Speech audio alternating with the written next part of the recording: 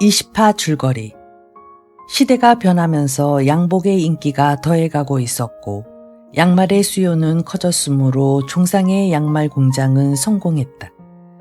21살의 늠름한 청년이 된 태남이는 전문학교에 보내려는 태임의 계획도 장가 보내려는 종상의 생각도 거절하고 양말 공장 일을 돕는 일에 전념한다.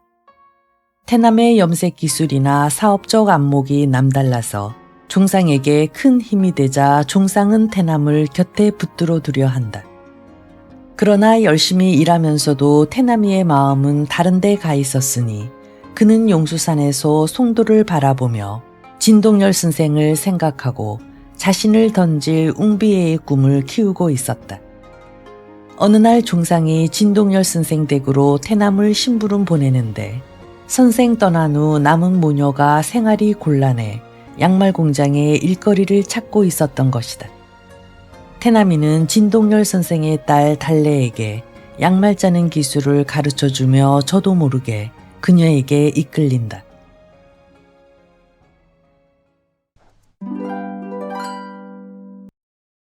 그는 잃어버린 아이를 찾듯이 애타하며 거리를 헤매고 또 헤맸다. 손바닥 들여다보듯 화나던 송도의 거리와 골목이 낯선 동네의 미로처럼 그를 맴돌리고 지치게 했다. 탈진해서 공장으로 돌아온 그에게 종상이는 이것저것 진동열 선생님 댁 형편에 대해 물었다. 태남이는 며칠 더 다니면서 가르쳐봐야 그 댁 식구들이 양말 짜는 일을 익힐 수 있을지 없을지를 알 것 같다고만 말했다.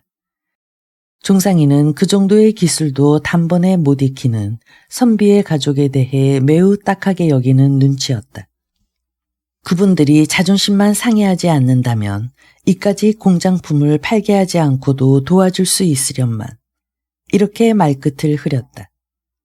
강직한 선비, 국외로 망명한 독립투사의 안식구란 을의 실생활에 서툴고 자존심만 다락같이 높으리라는 종상이의 선입관에 대해서도 태남이는 아무 말 안 했다. 할 말도 없었다. 그게 맞는지 안 맞는지 생각해 볼 것도 없었다. 그러면 어떻고 안 그러면 어떻단 말인가. 달래의 얼굴이 생각나지 않은 채 내일까지 기다려야 한다는 일만이 대단하게 끔찍하게 여겨졌다.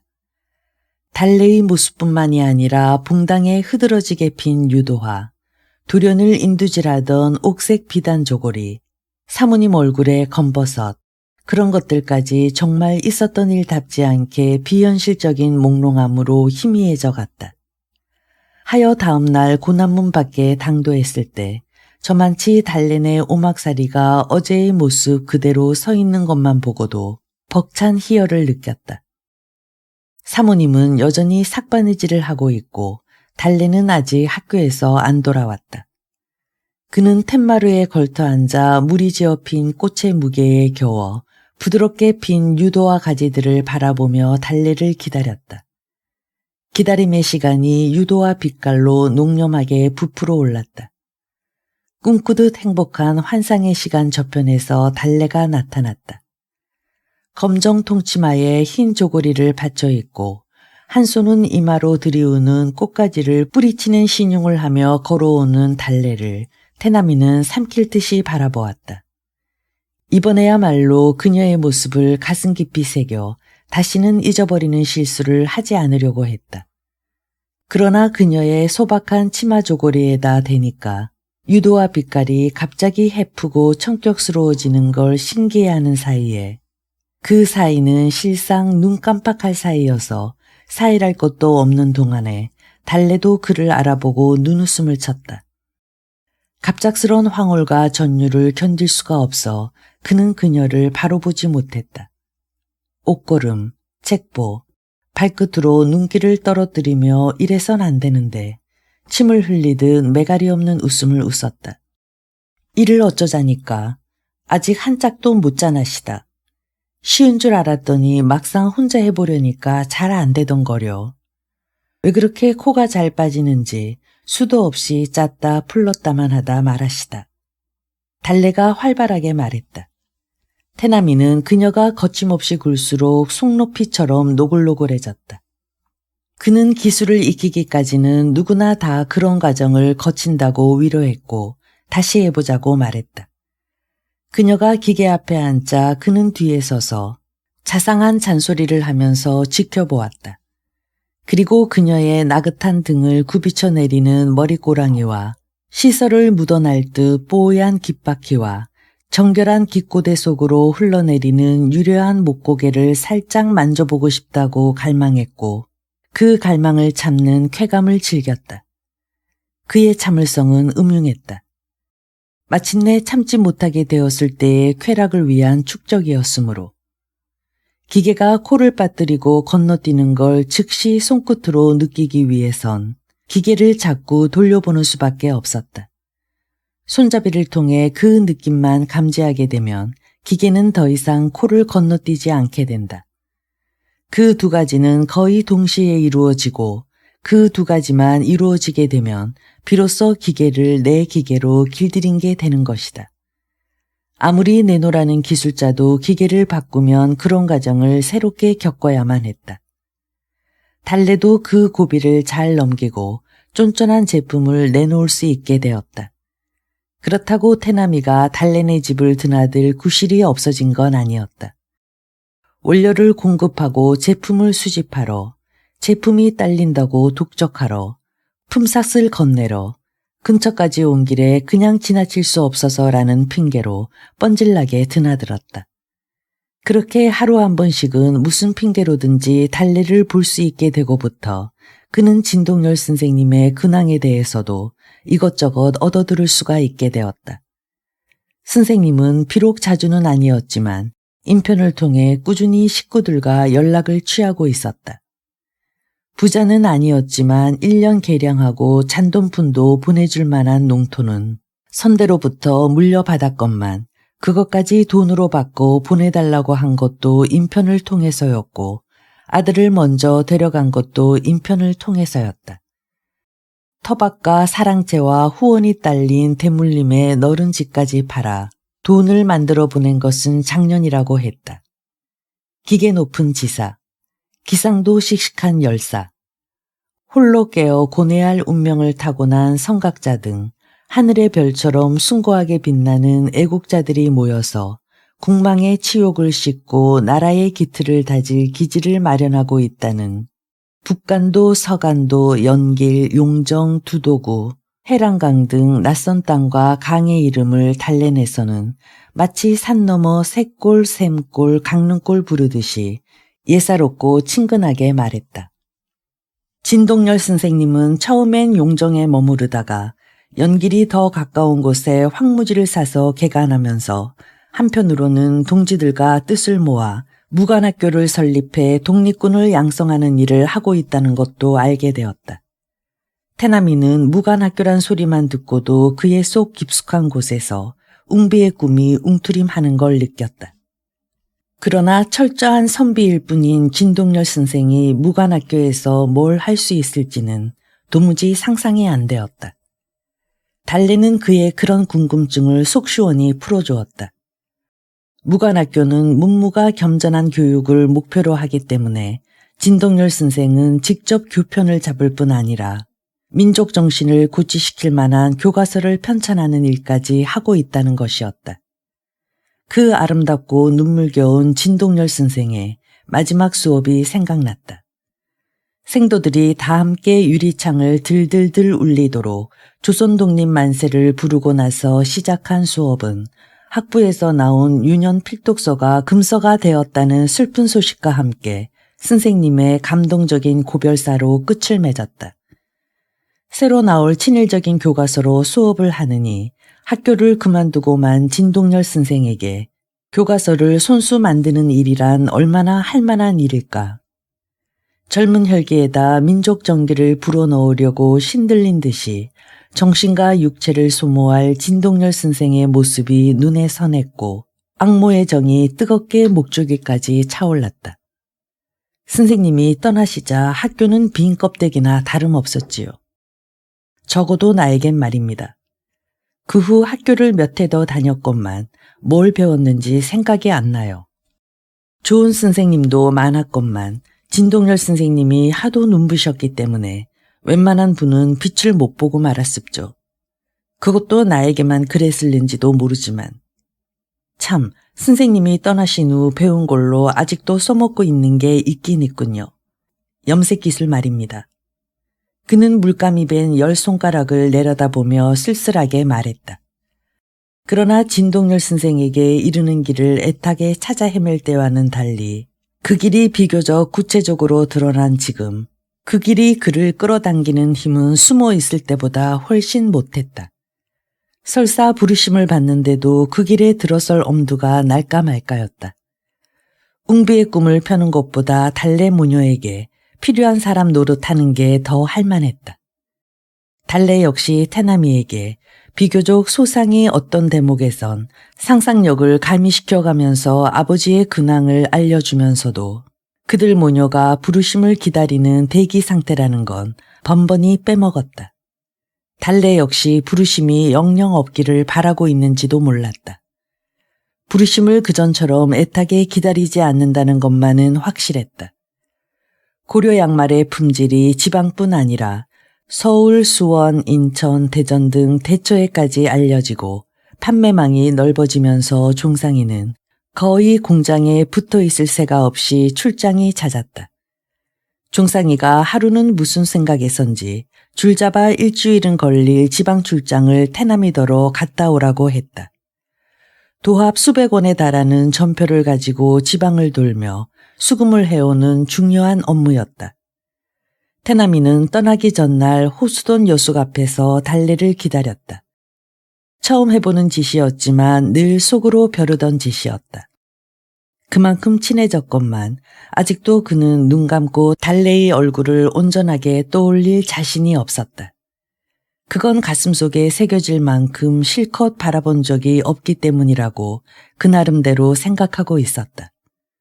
단둘이 만난 적이 한 번도 없었기 때문이다. 늘 어머니가 곁에 있었고 어머니 몰래 눈을 맞추는 일은 늘 감질나기 마련이었다. 먼 빛으로 그녀를 알아보고 지나가는 행인처럼 태연히 다가가 우연히 만난 것처럼 아는 척을 하자 달래 역시 천연덕스럽게 반가워하면서 친구들 사이에서 이탈해서 어깨를 나란히 해주었다. 태남이보다 달래가 훨씬 더 자연스러웠다. 남성병원 쪽으로 가자고 먼저 말한 것도 달래였다. 태남이는 얼굴이 벌겋게 상기에 고개만 끄덕였다.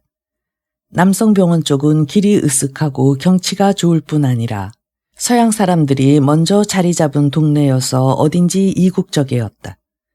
특히 늦은 봄의 유채밭은 볼만했다. 일본 유학 갔다 온 부잣집 자제들과 히사시카미로 머리를 빗은 신여성이 연애 걸러 다니는 길로도 소문이 나 있었다. 사춘의 남녀와 수많은 벌나비를 불러들이던 화사한 채화꽃의 계절은 지났지만 병원과 사택들엔 국화꽃, 곽꽃, 키다리꽃이 노기처럼 한물간 요염을 겨루고 있었고 텃밭에선 아기 주먹만큼씩한 1년감이 다닥다닥 시든 잎 사이에서 홍보석처럼 선연한 빛깔로 익어가고 있었다. 달래가 먼저 텃밭머리 조락의 징후가 역력한 풀섭에 앉았다. 그리고 가벼운 턱짓으로 옆에 앉으라는 신용을 했다. 얼마나 기다리던 단둘만의 기회인가. 그러나 태남이는 단둘이 있을 때 그녀에게 해보고자 한 갈망과 그런 짓으로부터 그녀를 보호해야 한다는 엉뚱하고도 열렬한 사명감으로 분열된 의식 때문에 몹시 경직된 얼굴로 그녀가 턱짓한 데보다 더 멀리 떨어져 앉았다. 태남이는 계집애들이 얼마나 별게 아니고 보잘것없다는 걸 어려서부터 알고 있었다.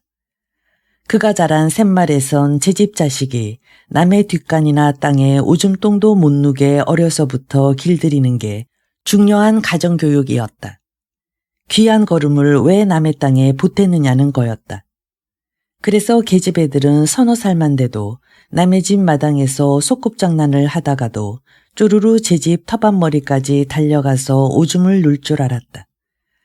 그가 어려서부터 얼마든지 볼 수 있었던 그런 어린 계집 애들의 미숙하고 적나라한 성기, 좀 더 커서도 같이 자란 배서방네 칠칠치 못한 딸들의 치마말기 사이로 함부로 빚어나오는 은행알만한 또는 털복숭아만한 젖무덤. 주먹이나 몸으로 일부러 그것을 가격했을 때 지르는 생경스럽고도 암내나는 비명 등은 자신과는 다른 성에 대한 손톱만한 신비감도 거치지 않고 오직 능멸감과 중호심만을 충동질했다. 육체적으로 조숙한 소년기에도 그를 엄습하는 성적 욕구는 채워지지 않은 가해의 충동과 구별되지 않은 미숙한 것이었고 짐승의 본능에도 있음직한 따뜻함이 결여된 것이었다. 자신의 근본을 알게 된 청년기의 그는 부도덕한 부모의 피에 대한 수치심 때문에 더더욱 건강한 성욕도 두려워했고 사나이의 정열은 진동열 선생님처럼 오직 높은 이상을 위해서만 바쳐져야 한다고 외골로 믿으려 들었다. 단둘이서 처음 있게 된 그들은 어쩔 줄을 몰랐다. 태남이가 더했다. 달래는 그가 장난삼아 골탕 먹이고 만져본 어떤 계집애하고도 달랐다. 따라서 그런 경험을 근거로 하여 단둘이 있을 때 해보기를 갈망한 짓 중 써먹을 만한 건 아무것도 없었다. 그런 상상을 했다는 것만으로도 그녀를 크게 모독한 것 같은 죄책감에 사로잡혔다. 단둘이 있게 되면 무슨 짓을 해야겠다고만 별렀지 왜 무슨 말을 해야겠다고 준비하진 못했던가. 별게 다 후회가 됐다. 쓸쓸한 가을 들판에 점점이 남아있는 여름의 잔영은 청승맞도록 처연하고 서산에 기우는 해는 달래의 깃바퀴 솜털이 바람에 눕는 게 보일 만큼 마지막으로 한번 강렬하게 이글댔다. 해가 지자 기다렸다는 듯이 땅거미가 피어오르고 말없이 깊은 생각에 잠긴 달래는 흡사 접근할 수 없는 갑옷을 입고 있는 것처럼 보였다. 태남이가 이성에 대해 처음 느껴본 신비감은 그렇게 두터웠다. 딴 연인들 사이라면 연애 감정의 동기가 됐을지도 모를 신비감이 태남이의 경우는 그 순서가 뒤바뀜으로써 그를 꼼짝 못하게 구속하고 있었다. 이런 데는 바람난 여자들이나 오는 데 아니니까. 고작 한다는 소리가 그거였다. 태남이는 제 말주변 없음에 뒤늦게 진저리를 쳤다. 달래는 슬픔과 중호심으로 비참하게 일그러진 얼굴로 먼 산을 보면서 입술을 물었다. 다행히 땅거미가 그녀의 참담한 표정을 부드럽게 흐려놓고 있었다. 바람난 여자 소리를 들어 싼지도 몰랐다. 서로 좋아하는 줄 알았는데 혼자 좋아했으니 바람난 여자인지도 몰랐다. 태남이를 좋아하는 자기 감정에 조금도 거리낌이 없는 달래는 태남이도 자기를 좋아하려니 덮어놓고 믿고 있었다. 좋아하는 사람끼리는 숨기는 게 없어야 했으므로 벌써 언제적부터 그녀의 단 하나의 비밀을 털어놓고 싶었는지 모른다. 내가 어느 날 감쪽같이 없어질지도 모른다는 소리를 들으면 그는 어떤 얼굴을 할까? 그들의 꿈결처럼 행복한 나날이 별일을 예비하고 있었다는 걸 그에게 알리는 순간을 상상하는 것처럼 짜릿하게 즐거운 일은 없었다. 그건 바로 그의 사랑을 확인해 볼 수 있는 절호의 기회가 되겠기에였다. 안 돼. 너는 절대로 내 곁을 못 떠나. 이렇게 씩씩하고 고집스럽게 나온다면 그의 곁에 남아있을 각오도 돼 있었다. 내가 가는 곳이라면 천리만리라도 따라가겠다면 함께 갈 작정이었다. 아버지도 좋아할 것이다. 서로의 입장이 그만한 응통성은 있다는 걸 알기 때문에 헤어짐이 불가피한 경우는 아예 상상도 하지 않았다. 그를 믿거라 하면서도 그가 어떻게 나오나 시험해보는 게 급했던 건 서로의 장래 문제를 빨리 결정해 놓지 않으면 안 될 것 같아서였다. 그녀는 낙천적이고 사내 녀석처럼 늠름한 데가 있었지만 남달리 예리한 면도 있어서 만주 땅으로 가야 할 날이 임박하다는 걸 받아놓은 날처럼 정확하게 내다보고 있었다. 아버지가 사람을 시켜 마지막으로 남은 가산을 몽땅 정리해 가져갈 때 모녀의 연명을 위해 떨군 돈이 거의 바닥나 가고 있었다. 절대로 처자식을 호강시킬 아버지도 아니었지만 굶어 죽든 말든 속편할 아버지도 못 되었다. 말리 타양에서도 내 집안의 뒤죽바닥 긁는 소리를 들을 뿐이라는 걸, 그게 그분의 어쩔 수 없는 한계, 지사는 될 수 있을지 몰라도 혁명가일 수는 없는 한계점이라는 걸 달래는 알고 있었다. 한동안 잊고 지냈던 아버지 그리움으로 가슴이 빠개지는 것 같았다. 아들과 딸을 층화하지 않고 똑같이 사랑하고 가르치고 촉망하던 아버지. 딸도 덮어놓고 순종하기보다는 늠름하길 바라던 아버지.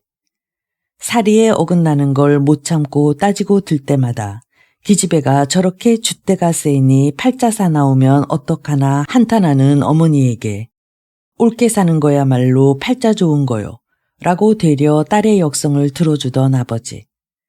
어른한테도 억울하게 야단 맞으면 변명을 서슴지 않는 딸의 성미를 어머니가 아니 기집애가 어른한테 한마디도 안 지고 저렇게 퐁당퐁당 말대답을 했어야 장차 시집살이를 어찌할꼬 근심하면 나도 그려 시집살이 대신 변호사 노릇을 하면 될 게 아니오 라고 눈쳐주던 아버지.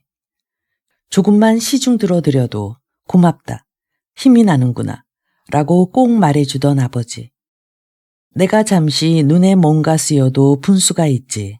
도대체 저 남자의 뭘 보고 저 남자 때문에 그런 아버지를 배반하려고 했던가. 달래는 자기도 모르게 태남이에 대한 증오로 아버지를 향한 애정을 뜨겁게 달구고자 했다. 오줌줄기가 포물선을 그으며 얼어붙는다는 동토. 언제 어디서 비적이 출몰할지 몰라 여자도 총 쏘는 법 먼저 익혀야 한다는 이국 땅에 가기가 두려워서 정든 고향 땅에 그냥 머물러 있을 수 있는 가장 온당하고도 만인의 동의를 얻을 수 있는 그럴듯한 방법으로 시집이나 가려고 했던 게 아닐까. 그래, 그뿐이었어. 시집 가고 싶어 혼자 몸달았으면 바람난 게지 바람난 여자가 별건가. 두고두고 창피해야 할 일이나 고작 그뿐이었어. 그동안 그들 사이에 있었던 게 고작 그런 것뿐이었다면 허전하고 쓸쓸해서 장차 어떻게 살까 싶은 생각 같은 건 안 하려고 달래는 명령하듯 말했다. 먼저 가요. 처음 들어보는 달래의 가시돋친 말투에 태남이는 어리둥절해서 물었다. 예, 내가 뭐 잘못했으니까 먼저 가라니요. 태남 씨한테 바람났단 소리 한 번 들으면 됐지. 내가 바람난 걸 송도 바닥에 광고를 치란 말이니까. 난 또 뭐라고. 그까지 소리에 토라져가지고 그래요. 달래답지 않게. 태남이는 먼저 가라는 소리를 단지 어깨를 나란히 하기 싫다는 소리쯤으로 알아들었다. 달래의 그런 수줍음과 토라짐이 태남이는 싫지 않았다. 귀엽다는 느낌이 그를 자유스럽게 했다. 그는 아주 자연스럽고 웅숭그리고 앉았는 그녀를 뒤에서 보듬어 안으려고 했다. 그러나 그는 곧 한 마리의 징그러운 털벌레처럼 떨려났다. 달래는 그의 손길이 잠시 닿았던 감촉조차 묻히기 싫다는 듯 뜸을 뒤집어 쓴 강아지처럼 과장되게 진저리를 쳐보이고는 드립다 다름박질을 했다. 태남이는 한동안 망연히 서 있었다. 그렇게도 갈망하던 단둘이 있어 보기는 엉망진창으로 끝나고 말았다. 왜 이렇게 된 것일까? 그는 천천히 걸으면서 처음부터 자초지종을 더듬어 보았다. 뭔가 잘 안 되었다는 것밖엔 남녀 간의 미묘한 엇갈림을 되짚어 더듬기엔 그의 감정은 너무 투박했다. 내 잘못일 거야. 그렇게 생각하는 게 가장 속편했다. 잘못했다는 걸 인정하면 화해도 쉬우리라는 자기 위안을 위해서 그는 순조로운 출장길에도 내 잘못이야를 되풀이했다. 고난문 방 먼저 다녀와야겠네. 8해 만에 돌아와 셈을 마치고 난 태남이에게 종상이는 쉴 틈도 주지 않고 그렇게 말했다. 말 안 해도 그럴 작정이었지만 괜히 뜨끔해서 왜요라고 물었더니 별일도 아니었다. 그쪽이 워낙 멀고 외져서 자네 읊는 동안 신경을 못 써준 게 마음에 걸려서 그러네. 서둘러 고남문 밖으로 걸음을 재촉하면서 그동안 달래네 집이 감쪽같이 없어졌을지도 모른다는 생각이 벼랑간 들었다. 그런 호황한 생각을 하기가 잘못이었다. 그런 생각 때문에 그는 점점 걸음을 빨리 했고 빠른 걸음 때문에 가빠오는 숨과 함께 그 생각도 걷잡을 수 없이 급박해졌다. 다행히 저만치 달래네 오막살이가 보였다. 아무리 불면 날아갈 듯 보잘것없는 집이라 해도 밤새 없어지는 일이란 현실적으로 있을 수 없는 일이었다. 그러나 사람만은 달랐다. 불길한 생각과 가쁜 숨을 몰아쉬며 급히 당도한 집은 텅 비어 있었다. 사람이 산 흔적이라곤 숟가락 몽댕이 하나 남아있지 않았다. 워낙 최소한의 살림살이였지만 어찌 이럴 수가. 방구석에 정결한 보자기를 쓰고 남아있는 양말 기계가 그의 험한감을 무참하게 비웃는 듯했다. 봉당에 키 큰 유도화도 그냥 있었다. 그러나 언제 꽃의 영화가 있었더냐 싶게 말라 비틀어져 있었다. 바싹 소리가 나게 오그라붙은 창칼 모양의 입 뒤에는 빈대 같은 벌레가 무수히 달라붙어 있었다. 그는 벼랑간 썩은 기둥처럼 무너져 내렸다. 그리고 끄르끄르 이상한 소리로 울기 시작했지만 곧 조용해졌다. 그 울음소리도 비참의 밑바닥에 다다른 절망감도 처음이 아니란 생각이 들었다. 그는 곰곰이 생각한 끝에 태임에게 끌려갔던 그가 짐승만도 못하게 태어났다는 여우꼴의 흉흉한 패가를 떠올렸다. 그때도 그렇게 울었단 생각이 그의 울음을 멈추게 했다. 태남이는 벌써 며칠째 이쁜이한테 눈독을 들이고 있었다. 종상이가 양말 공장을 일으키고 나서도 기술을 가르쳐 자립시키지 않고 데리고 있는 단 하나의 이 집 드난꾼이었다. 일손이 여물고 인물도 반반하거니와 사고 무친의 기박한 신세여서 나이 차면 참한 자리 골라 시집 보내주는 게 자립시키는 것보다 나은 상전의 둘이라고 여겼기 때문이다. 본인도 시집가기 전에 상전의 그늘을 벗어나는 건 또 한 번 고아가 되는 것과 진배 없는 못할 노릇으로 여기고 있었다. 저녁나절 안채에 들어온 태남이는 잠시 안방의 인기척에 귀를 기울였다. 괴괴했다. 뒷더에서 첨벙 두레박질하는 소리가 들릴 뿐이었다. 태남이의 눈이 음험하게 빛났다. 그는 부엌 쪽으로 갔다. 막 두 동이들이 양철통으로 물을 하나 가득 길어가지고 오는 이쁜이의 뒷모습이 부엌 뒷문 밖으로 보였다. 동이로 깃는 것보다 편하라고 원통 모양의 양철통에 나무 손잡이가 달린 물통을 만들어 쓰고 있었지만 물 깃는 모습은 볼썽 사나웠다. 힘에 겨워 탁 놓고 허리를 펴는 서슬에 많은 물이 그녀의 옷과 얼굴에 튀었다. 질질 흘러내린 치마 말기 사이로 봉긋하게 내민 연적 같은 젖무덤에도 이슬이 맺혔다. 그런 모습을 삼킬 듯이 쏘아보던 태남이는 성큼 부엌으로 들어가 높다란 뒷문 지방 너머로 양철통을 들어올려 독 속에 부어주었다.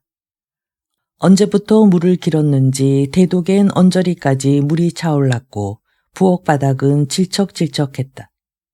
에그머니나 가냘프게 비명을 지른 이쁜이는 돌아서서 황급히 옷매무새를 고치고 나서 겨드랑이 밑으로 머리꼬랑이를 앞으로 끌어당겨 댕기를 만지작거렸다. 모양 낸답시고 머리에다 얼마나 동백기름을 쳐발랐는지 흰 닭목 조골이 뒷깃이 새까맣게 기름때로 찌들어 있었다. 눈독이란 무서운 거였다. 태남이의 눈길이 순수했을 때는 이쁜이도 덮얼덮얼 선머슴처럼 흉어물 없이 굴더니만 요새 벼랑간 부끄러움을 타는 걸 보니 지도 심상치 않은 걸 느낀 모양이었다.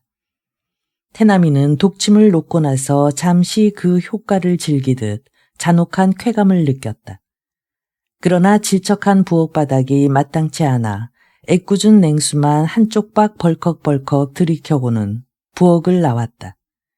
이쁜이도 이내 이남박을 옆구리에 끼고 부엌을 나왔다. 누님은 어dim에 가셨는? 태남이는 안방에 볼 일이 있어서 들어온 것처럼 물었다. 동해랑 횟집에 가셔시다. 그 정도의 수작에도 이쁜이의 볼은 수수팥떡처럼 붉어졌다. 열한이랑 경우도. 예. 이쁜이가 팡파짐한 엉덩이를 흔들면서 광으로 들어갔다. 그녀를 뒤쫓던 태남이의 눈이 야릇하게 빛났다. 그는 얼굴을 보기 싫게 찡그리면서 벌떡 일어났다. 광폭하고 뜨거운 충동이 지글지글 끓어오르는 걸 느꼈다. 그는 자신 속에서 들끓는 걸 성욕이라 생각했고 빨리 시험해보고 발산하고 노연하고 싶었다. 그는 또 억지로라도 달래에 대한 미련과 원망도 채워지지 않은 성욕과 동일한 거라고 여기려 들었다. 계집은 다 마찬가지라는 생각만이 달래를 잃고 난 후에 태남이의 유일한 구원의 방법이었다. 달래는 태남이에게 여자에게도 독자적인 생각이나 뜻이 있을지도 모른다고 여기게 한 최초의 맹랑한 계집애였지만 지금은 그런 생각에서 한시바삐 노연하는 게 수였다. 계집은 다 마찬가지고 말고 억지로 나눈다면 양가집 계집과 천한 종년쯤으로 나눌 수 있겠지만 그래봤댔자 계집은 계집이지 별건가. 양가집 계집의 성은 순종을 위해 있고 종의 성은 능욕당하기 위해 있는 것일진데 순종 못 시킨 분풀이로 능욕이라도 하지 않고는 어찌 견딜 것인가. 쓸쓸한 만추의 고요 속에서 태남이의 의식은 걷잡을 수 없이 헝클어졌다. 달래에 대한 저기가 그의 온몸을 사납게 발기시켰고 달래와 이쁜이를 분간 못하게 했다. 그는 발소리도 죽이지 않고 거의 용맹하게 광으로 돌진해 갔건만 쌀독에서 저녁살을 내민 이쁜이는 돌아보지 않았다. 그러나 포동포동한 어깨가 움찔 경직하는 게 벌거벗은 것처럼 뻔히 드러났다. 그는 잔혹하게 웃으면서 그녀의 어깨를 거칠게 낙구채었다. 그녀의 몸이 그를 향해 발랑 뒤집히면서 힘없이 엉덩방아를 찧었다. 열린 채인 널쩍문으로 쏟아져 들어온 넘어가기 직전의 선지 같은 석양빛이 그녀의 모습을 선명한 명암으로 양분했다. 눈이 부셔서인지 부끄러워서인지 그녀는 눈을 꼭 감고 가쁜 숨을 몰아쉬고 있었고 미리 겁을 먹고 저고리 섭을 잔뜩 움켜쥐고 있어서 되려 젖무덤이 비적비적 빚어나오고 있었다. 모닥불을 쥐고 있는 것처럼 상기한 얼굴이 수수팥떡처럼 보기 흉했다. 달래는 좀처럼 부끄러움을 타지 않았지만 말끝에 흥분해서 얼굴을 붉힐 때도 창호지를 통해 꽃그늘이 비칠 듯이 보일락 말락 은은했었다. 너무도 당연한 그녀가 달래가 아니란 사실이 그를 낭패스럽게 했다. 기다리던 일이 안 일어나자 이쁜이는 눈을 가느스름이 뜨고 말했다. 문 닫아요. 누구라 보면 어두럭하니까. 창이 없는 광이라 널쩍문만 닫으면 칠흑이었다. 그는 조금씩 뒷걸음질 쳤다. 문을 닫기 위해선지 도망치기 위해선지 그도 잘 모르고 하는 짓이었다. 그때 이쁜이가 희미하게 웃으면서 일어섰다. 그리고 벽에 걸린 수수 빗자루랑 익모초 말려 엮은 다발이랑 주섬주섬 떼어내더니 광 구석배기에다 푹신한 자리를 마련하는 것이었다. 그때 그는 비로소 자기 안에 팽배해서 돌파구를 찾고 있는 게 결코 성욕이 아니라 분노라는 걸 깨달았다. 그가 저 요망하고 음란한 년을 죽여버릴라. 이를 갈며 광폭해졌을 때 제잘거리는 아이들 소리가 중문 밖에서 들렸다. 열한이하고 경호 오누이가 엄마보다 앞서 다른 박질에 중문을 넘고 있었다. 올해 4살인 경우는 숙성하고 기운이 넘쳐 매사에 5살이나 손인 열한이와 맘먹으려 들었고 열한이보다 훨씬 태남이를 좋아하고 따랐다. 지금도 경주를 했는지 1등 하고 외치면서 중문 지방을 넘자마자 광에서 나오는 태남이를 보자 아재하면서 두 팔을 벌리고 달려들었다.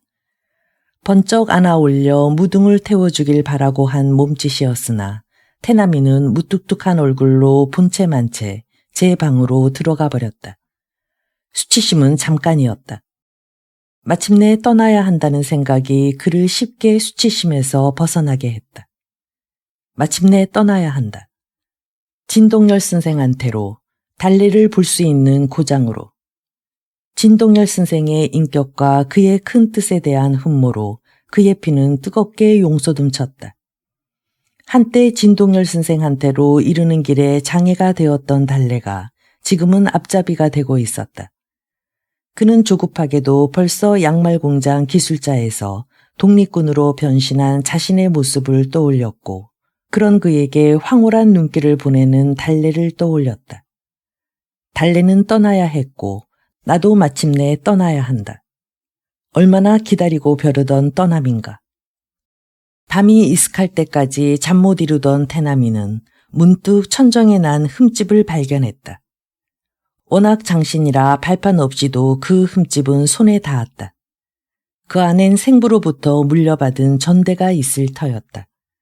디귿자로 난 칼자국을 안으로 밀고 손을 옆으로 집어넣으니 곧 전대의 한 자락이 만져졌다.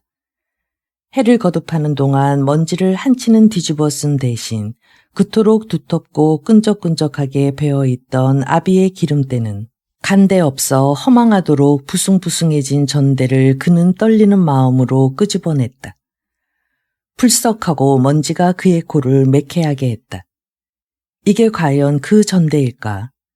그것을 아비로부터 물려받은 즉시 아비가 보는 앞에서 맨살에 차던 생각이 났다. 오랫동안 아비의 때와 땀에 전 무명천의 끈끈한 감촉은 아비와 맨몸으로 얼싸하는 것처럼 그를 전율스럽게 했었건만 지금은 그 집요한 채취에 온데간데 없음에 으스스 몸을 떨었다. 될 수 있는 대로 먼지를 덜 일으키려고 조심조심 끓은 전대 속에서 나온 몇 장의 지폐 역시 손때가 말끔히 증발해버려 흡사 책겹에 오래 껴놓았던 낙엽처럼 바삭바삭했다. 이 세상에서 이미 몸의 물기가 다 말라서 죽은 아비는 지금 어떤 모습으로 땅속에 누워있는 걸까? 아비의 유산에서 그 끈적한 손때가 가신 건 태남이를 위해 매우 다행한 일이었다. 그 돈으로 공부하기를 바란 아비의 소망을 저버리고 노자롯을 작정을 하고도 그닥 가책이 되지 않았다. 진동열 선생에게 다다르기 위한 노자가 아닌가. 아비의 철천지하는 남에게 업수의 여김을 당하는 것이었기에 자식만은 업수의 여김을 당하지 않도록 공부 많이 하기를 신신당부하고 죽었지만 자식의 관심사는 나 하나 업수의 여김을 안 당하는 일이 아니라 내 나라 내 백성이 업수의 여김을 안 당하는 일인 걸 어찌하랴. 태남이는 가책은커녕 아비 앞에 으스대고 싶은 심정이었다. 그동안 돈 가치도 야금야금 떨어졌거니와 큰 돈을 많이 만져봐서 그런지 아비의 유산은 그것을 물려받을 때의 비통한 상황에 비해 너무 약소한 액수였다. 아비가 그토록 싫어했던 업수이 여기는 마음이 스멀대는 걸 느끼면서 태남이는 쓸쓸하게 웃었다. 돈만 간수하고 전대는 둘둘 뭉쳐 다시 천정에나 집어넣고 단자지 구멍을 아물리고 나서였다. 그의 방문이 소리 없이 열렸다. 이쁜이였다. 사르르 바람처럼 스며든 이쁜이는 버릇처럼 댕기 꼬랑이를 치마 앞으로 끌어당기며 만지작거릴 뿐 말이 없었다. 왜 부끄럼 탈 때마다 옷구름 대신 댕기 꼬랑이를 만지작거리는 걸까? 태남이는 뜻없이 픽 웃었다. 이쁜이가 꿈틀 긴장하는 게 보였다. 가 자거라. 이게 무슨 짓이냐. 계집애가 겁도 없이. 아깐 잘못했시다. 뭘 내가 잘못해. 잘못하긴. 잘못한 건 나야. 더 잘못하지 않은 게 천만다행이다. 그러니 그 일은 우리 잊어버리기로 하자. 응, 알았자. 이쁜이는 대답 대신 울상이 되었다. 도련님, 새골 도련님. 이쁜이가 훌쩍거리며 말을 이었다. 우리 도망가요. 네, 새골 도련님. 도련님이 우리 아씨 외가 친척이라곤 하지만 이 댁에선 개밥의 도토리 신세라는 걸 지가 모를 줄 알고요. 너 시방 무슨 소리를 허는? 도망가자고요, 우리. 우리. 예. 저같이 미천한 게 감히 도련님한테 마음을 둘 수 없다는 거 알아요. 그 대신 지가 도련님한테 단박 부자 되는 법을 가르쳐드리면 되잖아요. 돈만 있으면 우리도 대처해 나가 행세하고 살 수 읍스란 버 읍장께시니까. 예, 도련님. 요런 맹랑한 것 봤나. 마치 도깨비 방망이라도 가졌다는 말투로구나. 썩 물러가지 못할까. 황당하기 때문에 오히려 더 필사적으로 들리는 이쁜이의 말을 듣고 있다는 것만으로도 망신스러워 태남이는 정색하고 꾸짖었다. 그까지 도깨비 방망이에다 댈까요? 허, 내가 나를 어찌 보았길래 그 간사한 입놀림을 닥치지 못하는. 화가 난 태남이는 계집의 어깨를 잡고 왁살스럽게 밖으로 밀어내려고 했다. 그래도 그녀는 침착하게 야죽댔다. 머리방에 있는 옛날 돈깨 있습죠. 그건 아씨가 시집 올 때 친정에서 가져온 건데 그 안엔 은이 가득하다는 거 도련님도 모르죠. 전 알아요. 예전엔 그 은의 무게 때문에 방꼬레가 내려앉은 적이 다 있다고 소문난 돈꽹거립쇼. 이된 머리빵을 그 돈깨가 차지하고 있은 지가 10년이 넘는데도 방꼬레가 온전한 걸 보면 이젠 그 돈깨가 비었을 거라고들 하지만 전 알아요. 그 궤 속엔 아직도 은댕이가 많이 남아있다는 걸. 이런 발칙한 게 있나. 내가 탐심이 있어 그 궤를 몰래 열어봤으렸다. 도련님도 제가 무슨 장사라고 그 철옹성 같은 자물쇠를 맨손으로 여니까. 도련님 기운이라면 또 모를까. 이쁜이의 눈기가 간사하게 꼬리를 쳤다. 듣자 하니 못하는 소리가 없구나. 너 나무래 뭐 하겠는. 내가 너한테 오죽 채신을 잃었으면 이런 꼬심을 당하겠는. 태남이는 난감하고도 우세스러워 어쩔 줄을 몰랐다. 그러나 이쁜이는 그의 위협이나 회유 자책 등에 무감각했다. 태남이를 드난사리에서 벗어날 수 있는 확실한 줄이라고 휘잡은 이상 악착같이 감길 기세였다. 아씨가 그 돈깨를 얼마나 위하는지 아마 저만 알 거려. 아씨가 부지런을 떠실 때에는 아무도 못 따라가지만 게으를 때는 만사가 시들해서 화류장 장걸레랑 나으리 수발거정 지원태 맡기면서도 그 돈깨는 아무도 못 건드리게 하고 손수 기름걸레질을 하신다니까요. 화류장이니 백통 장식이 번쩍번쩍하는 수장괴니 으리으리한 세간이 방방이 그득한 집에서 극간 널쪽으로 만든 괴가 뭐 그리 대단하다고 모셔놓고 윤을 내계시니까. 그게 다 그 안에 보물 들었다는 증조 아닌감요. 그뿐인 줄 아시니까. 어떤 때는 밤중에도 머리방에 건너가 그 괴를 쓰다듬고 있는 걸 본 거래요. 이런 부잣집에서도 그저 재물은 요렇게 만져봐도 신통하고 저렇게 만져봐도 신통하고 재물처럼 실증 안 나는 건 없다니까요. 그놈의 돈깨 때문에 친정어머니가 그 몹쓸 짓을 당하고 제명에 못 돌아간 생각을 하면 보통 사람 같으면 정남이도 떨어지련만. 너 시방 무슨 소리를 하고 있는. 친정어머니라니. 우리 누님 친정어머니 말이냐. 태남이는 가슴이 울렁거려 두어 걸음 물러서며 다그쳤다. 그는 태임이와 한 어머니 자식이란 걸 알고 나서도 생모가 수절을 못하고 자기를 가졌다는 것밖에는 실절한 과부가 마땅히 받았을 곤욕에 대해선 아는 바가 없었다. 알려고도 안 했지만 얻어들을 만한 연줄을 갖고 있지도 않았다. 한 집안의 그런 어두운 내력은 주로 계집종들 사이에서 구전되게 마련이었다. 아씨하고 태남이하고 어떻게 되는 사이라는 걸 알 리 없는 이쁜이는 태남이가 처음으로 자기 말에 나타낸 호기심에 힘입어 다분히 과장되고 괴기하게 꾸며진 돈깨에 얽힌 비밀을 털어놓았다. 한입 뒤 건너는 사이에 말이란 을에 불어나게 돼 있고 더군다나 대를 물려 전해오는 옛날 얘기니 뼈대보다 군살이 더 많이 붙은 걸 감안하더라도 그 얘기는 충분히 엽기적이었다. 이쁜이가 예사롭게 쓰는 연불이 빠졌다는 말이 무슨 뜻인지 태남이는 알아듣지 못했지만 노마님이 음란한 며느리가 다시는 그 짓을 못하게 일부러 연불이 빠지게 했다는 말투에서 대충 짐작할 수 있는 것만으로도 소름이 끼쳤다. 이쁜아, 나 좀 혼자 있게 해다고. 태남이는 축 처진 소리로 간청했다. 생각해보나 마나라니까요. 우리도 한번 남부럽지 않게 살아봐요. 그때 가서 내 공 잊어먹고 나 무식하다고 구박하면 난 몰라.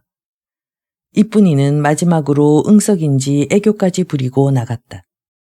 그러나 다음날 태남이 방은 비어 있었다. 한눈에 예사출타가 아니란 걸 눈치채고 장롱까지 열어보고 나서 아씨에게 전갈한 건 물론 이뿐이었다. 그녀는 배신감에 이를 갈며 이제나 저제나 돈깨가 털렸다고 야단법석이 나기를 기다렸다. 그러나 안팎에서 야단법석이 나긴 났으되 사람이 아쉽고 허전하고 걱정돼서일 뿐 아무리 눈치에 이골란 이쁜이의 짐작으로도 그 밖에 손해를 본 것 같진 않았다. 아무런 낌새도 챌 수 없자 안달이 난 이쁜이는 넌지시 아씨에게 이렇게 운을 떼보았다. 아씨, 이왕지사 집 나간 사람 생각은 이제 그만오시고 손탄 건 얼마나 되나 살펴보셔야지 않겠시니까.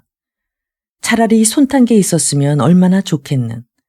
내 속이 훨씬 덜 쓰리련만 여적지 공장에서 구고생을 하고 설라문에 빈손으로 어디매로 가버렸으니 앞으로 고생인들 얼마나 될 것이며 우리 면목은 또 뭐란 말이냐. 서울로 유학을 가래도 마다 혼인의 세간을 내줌에도 마다더니 하필이면 야밤에 도망을 쳐 집을 나갈 건 또 뭘꼬. 아씨보다 더 허망한 건 이뿐이어서 머리빵 돈깨의 초롱성 같은 자물쇠가 이상 없음까지 몰래 확인해보고 나서 병신, 내가 눈이 멀어도 분수가 있지 하면서 이를 갈아붙였다. 그건 어쩌면 그녀의 일생에 한 번 있을까 말까한 화려한 꿈과 소망에 대한 고별사였는지도 모른다. 6. 풍진 세상. 샛골에서 사람이 왔단 소리에 아씨는 가슴부터 내려앉았다. 몇 번째 샛골에서 오는 사람치고 좋은 소식을 가져오는 사람이 없었다. 어떻게 된 게 외삼촌 손태복 씨가 관리하는 수만간의 산포는 해마다 미치지 않으면 돌림병이었다. 산포가 만간이 넘는다면 큰 부자 소리를 들을만 하지만 산포처럼 까다롭고 세월이 많이 걸리는 농사도 없었다. 자그만치 6년을 무탈하게 키워야 수확을 할 수 있었을 뿐 아니라 연작을 기함으로써 한 번 수확한 땅은 적어도 10년 이상을 조나 보리, 콩 등 인삼 외의 작물을 심어야 했다. 인삼이 얼마나 땅전기에 민감하고 개걸스럽다는 것은 인삼을 수확한 지 10년이 채 안 된 땅에다 인삼을 심어보면 단박 안다. 아무리 깊이 갈고 거름을 잘해도 휴안한 지 10년이 못 된 땅에선 새삼이 고작이었다. 또 인삼 재배를 1, 2년 앞두고는 잡곡도 못 심고 완전한 휴식을 줘야만 한다. 거름만으로는 안 되는 땅전기에 충분한 축적이 있어야만 비로소 좋은 인삼을 수확할 수가 있기 때문이다. 아씨의 산포가 수만간이라 하나 해마다 수확할 수 있도록 연차적으로 심었고 또 이미 수확하고 노는 땅도 적지 않은지라 1년에 수확할 수 있는 땅은 많아야 몇천 간에 불과했다. 그나마 흉작 아니면 병충해였고 평년작은 됐나 싶어 한숨 돌리면 수매가가 형편없이 싸 그동안 든 품삯과 비료값을 셈하고 나면 남는 게 없었다. 종상이가 말없이 손해를 벌충해주지 않았으면 땅 팔아 댈 수밖에 없었을 것이다. 돛돌 밑에 서 있는 건 산식이었다. 딴 일꾼보다 반가웠다. 지지난 해에 하필 수확 직전에 6년근이 적부병에 걸려서 전멸했을 때의 일이다. 근처 산포로 번지는 걸 방지하기 위해 불을 지를 적에 아씨가 우는 걸 보고 산식이도 따라 목맨 소리로 울었었다. 아씨는 그게 잊혀지지 않아 들를 때마다 밥 한 끼라도 따뜻이 해먹여 보내곤 했다. 산식이라면 별다른 소식이나 정갈 없이도 그냥 들렀을 것이다. 이쪽에서 믿거라 정을 주니 저도 송도에 볼일 보러 오면 그냥 지나치지 못하고 꼭 들러가곤 했다. 그간 편안하셨으니까 고맙네. 별일 없네. 샛골 어른들도 두루 편안하신가. 웬일입쇼. 아니 누구라 편찮으시길래. 주인 어른께서 좀. 그리고 보니 산식이가 한쪽 손에 감추듯이 들고 있는 게 첩약인가 싶었다. 한지에 쌓아 노끈으로 묶은 게 목춤만 했다. 설마 위중하신 건 아니겠지. 그러문입쇼. 어디에서 지었나? 전엔 최주부 약이 참 영했는데 아까운 양반 돌아가셨어. 우리는 그분 돌아가시고 나서는 누가 아프면 하도 막막해서 숫제 양이사 헌태로 가고 만다네. 최주부 아들이 대를 물려서 하는데 진맥은 선대만 못해도 증세를 듣고 약방문 내는 건 거지반 같다고들 허더먼요. 그렇겠지. 진맥보담은 약방문 배우기가 쉬웠을 건 뻔한 이치 아닌가. 좀 올라오게나. 김심 차리도록 이를 테니. 아니 올시다. 휘딱 돌아가려고 요 아래께서 요게 한술 헝거립쇼.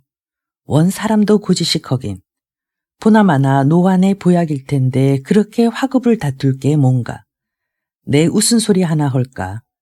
아까 자넬 보자 또 삼포에 좋지 않은 일이 생겼나 싶어 가슴이 덜컥 내려앉더니만 외숙이 편찮으시단 소리를 들으니 휴 한숨이 내쉬어지지 뭔가. 외숙부님이 들으시면 섭섭해할 노릇이나 내가 어쩌다 사람보다도 인삼을 귀히 여기게 됐는지 모르겠네. 몇 년째 놀란 가슴이라 그러신 게지. 아시거치 인정 많으신 분이 어드렇게 사람보다 인삼을 귀하게 여기실 수가 있겠시니까. 곧 갈 것처럼 굴 때와는 달리 주춤주춤 올라오더니 마루끝에 편안치 못하게 엉덩이를 붙이고 앉았다. 무슨 말을 할 듯 할 듯 하면서 약을 묶은 노끈 고리만 만지작거리고 있는 얼굴이 수심에 차 보였다. 많이 편찮으신가? 아직도 걱정거리를 인삼보다 사람에게 돌리고픈 아시였다. 면목읍시다. 아시 또 걱정을 끼쳐드리게 돼서. 역시 인삼인게로구만. 올 가을은 무터럭에 넘기길 축세했더니만. 오죽해야 이번 수학기엔 가보고 싶은 걸 다 참고 이러고 있었겠나. 내 눈독이 해로워서 뭔 일이 잘 안 되는가 싶어 상가볼 작정이었다네. 이번에야말로 아씨께서 납셔 계셨더라면 아무 일도 없었을 걸 그랬시다. 뭔 일인가? 휘딱대게나. 어차피 알아야 할 일이문. 주인 어른이 헛간에다 가마를 걸고 홍삼을 밀조하려다 순사한테 들켜서 주재소가정 붙잡혀 갔다 나오셨시다. 뭐라고? 홍삼을 밀조해. 시방이 어드론 시상이라고. 올해는 우리게 삼농이 처음으로 어찌나 잘 됐던지 홍삼 맹글었으면 쉽게 잘생긴 수삼이 많이 났거들랑요. 그러면 되었지. 개서 무슨 욕심을 더 부리셨을꼬. 자네라도 좀 말리지 뭘 했나. 누구라 일이 될 줄 알았겠시니까. 수매가가 하도 싸서 차라리 불합격을 맞아 백삼을 맹글어 파는 게 이익이라고들 하는 판에 좋은 쌈이 많이 났으니 그런 욕심이 날 밖에요. 말리기는커녕 출장소로 갈 수삼을 빼돌리는 데는 제공이 컸는거립쇼. 누구 맘대로 그런 짓들을 해. 응? 그게 누구 삼포라고. 아마 그 어른 삼포만 같아도 그 어른이 그런 위험한 짓을 할 엄두를 내시지 않았을 거구먼요. 해마다 아쉬운 때 이익금을 보내기는커녕 품삯이다 비료값이다 비료 쓴 것도 못 갚고 넘어가는 걸 노상 면목읍사 하시다가 그런 불법으로 큰돈 본 사람 있단 소리를 들으셨으니 솔깃했을 게 당연한 일입죠. 그럼 그 어른 말고도 더러 그런 짓 하는 사람들이 있었겠네 그려. 그러면요. 그 어른이 어디 남보다 먼저 그런 짓을 엄두낼 뿐이니까. 하지만서도 붙들려 꺼정 가서 욕보신 건 우리에게서 그 어른 뿐이셨어요. 그만해두게. 열동 터져 더는 못 듣겠네. 아시, 그래도 아실 건 끝가정 아셔야죠. 개소 뭘 더 알라는 겐가. 그 어른 욕 많이 보셨어요. 노인 어른이 새파란 순사한테 반말짓거리에다 손찌검 꺼정 당하신성 싶어요. 말씀은 맞아서 그런 게 아니라 찬 양의 바닥에서 자고 나니 허리가 쑤시더라고 하시지만서도요. 그럼 주재소에서 그날로 나오신 게 아닌가. 사흘 만에 겨우 풀려나셨어요. 그동안 댁내가 온통 난가였지요. 그럼 왜 그 즉시 나한테 알리지 않고 이제서야 알리나. 우리 주인 나으리는 일본말도 능통하시고 면이나 군에 안면 있는 관리도 적지 아니 있는데 아무려면 그만 일로 노인을 사흘씩이나 고생하시게 했겠나. 몸으로 때우는 걸로 끝나는 거라면 영영 아씨한테 안 알릴 작정이었습죠. 아씨가 꼬치꼬치 영악해질수록 산식이는 우렁이 속처럼 의문스럽게 정작 할 말은 입에 물고 있는 눈치였다. 그러니까 몸으로 때운 것 말고 또 뭐가 남았단 소리가 아닌가. 아씨, 그 어른 병환 걱정은 조금도 안 해주시깁니까요? 너무하십니다요. 자네가 날 훈계할 셈인가? 아씨의 목소리가 떨렸다. 산식이 제까짓게 훈계를 안 해도 이래서는 안 되는 건데 하는 생각쯤은 아까부터 하고 있었던 바였다. 채통이 말이 아니었다. 지나친 이악스러움이란 남이 싫어하기 전에 먼저 자신을 정떨어지게 하는 법이다. 채통보다 더 중요한 것의 고가를 자신 속에 느끼는 것도 못할 노릇이었지만 그 재산이 어떤 재산이라고 하는 생각은 보다 집요하여 차라리 피할 길 없는 팔자였다. 어머니의 결정적인 파멸을 가져온 돈깨. 간혹 같은 아이와 함께 공평한 분재 외에 따로 덤으로 물려받은 재산은 여지껏 철저하게 생계와는 따로 관리돼 왔다. 중상이가 관대하지 않았다면, 재산 문제에 담백하지 않았다면 능히 불화를 일으킬 만한 짓이었다. 간혹 같은 아이에 대한 무턱댄 소유욕은 실패로 돌아갔건만도 그 재산에 대한 독자적인 소유욕은 여전했다.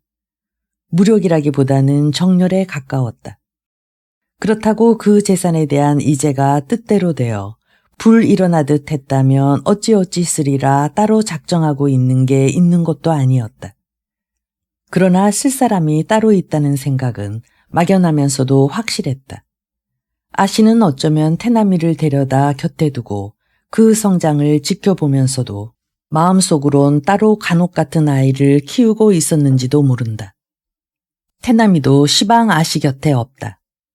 이제 수소문하기도 그쳤지만 때때로 아씨의 꿈에서 관옥 같은 아이와 하나로 혼동되고 있었다. 그녀에겐 지나치게 벅찬 것을 넘겨주고 가신 할아버지 생각이 났다. 그분의 관옥 같은 아이에 대한 불가해한 집착은 혼동이었을까? 노망이었을까? 아니면 참회였을까? 훈계가 아니오라 사람 나고 돈 났지 돈 나고 사람 난 건 아니잖시니까. 미안하네. 내가 너무 짜증을 부렸던가. 자네도 알다시피 산포 때문에 손재 보는 건 이제 진저리가 나서 그러네. 그래, 그 어른 병환이 설마 위중하신 건 아니겠지. 그 연세에 옥고를 치르셨으니 당장 추스리시기야 허겠나. 몸져 누워 계시진 않지만 제 보기엔 몸보다 마음고생이 더한 것 같시다. 얼마나 돈 들 일이 남았는데. 그 소리가 아씨 입에서 먼저 나오기만을 기다렸다는 듯이 산식이는 반색을 하며 얼른 말했다. 벌금을 빼앗긴 수삼값에 곱주를 물어야 한다는 곱쇼. 돈 쳐들여서 맹글어 놓은 홍삼 밀조장도 그놈들이 하나도 못 쓰게 박살을 냈고요. 박살을 안 냈으면 또 쓸 셈이었던 것처럼 말하지 말게나. 불 붙는데 키질하기로 작정한 게 아니라면. 예, 아씨. 잘못했습니다요. 새골에 쉬 한번 다녀가셨으면 싶은데요. 자네 생각인가 외숙부님 정갈인가. 혼자 끙끙 앓고만 계신 그 어른 심중을 제가 헤아린겁죠. 아씨는 산식이가 산포의 일꾼보다는 대갓집 집사나 큰 상점의 서사로 더 잘 어울릴 거라고 얼핏 생각했지만 입 밖에 내진 않았다. 아씨는 다음 날 곧 새골로 향했다. 처벽은 지어가는 걸 봤으니까 양약국에 들러 막연히 담든 데 좋은 약을 달랬더니 밀가루처럼 하얀 가루약을 주는데 값도 허라고 보기에도 약답지 않은지라 영신안 등 몇 가지 상비약을 더 보태서 샀다. 그래도 부피는 얼마 되지 않아서 낯도 안 나고 비싸기만 하단 생각이 들었다. 손태복 씨는 짐작한 대로 자리 보존하고 누워 있었지만 어디가 지딱지딱 아픈 것 같진 않았다. 아씨를 보자 애구구 연방 앓는 소리를 하는 데 비해선 신수도 그닥 축하지 않아 그나마 다행이었다. 고생 많이 하셨죠. 아씨의 인사말에 손대복 씨는 죽는 신용만 하고 대신 마나님이 나섰다. 에구, 야. 그 말을 어드럽게 입으로 다 하겠는. 그 죽일 놈들이 저희들은 애미애비도 없는지 글쎄 이른이 다 돼가는 노인을 어드럽게 했길래 여기 이 멍든 것 좀 보렴. 내 치가 떨려서. 이렇게 호들갑을 떨면서 태임이 눈앞에서 명주 이불을 들치고 손바지까지 내려 보였으나 옆구리엔 벌써 멍든데 좋다는 치자떡을 해붙이고 있어서 아무것도 안 보였다.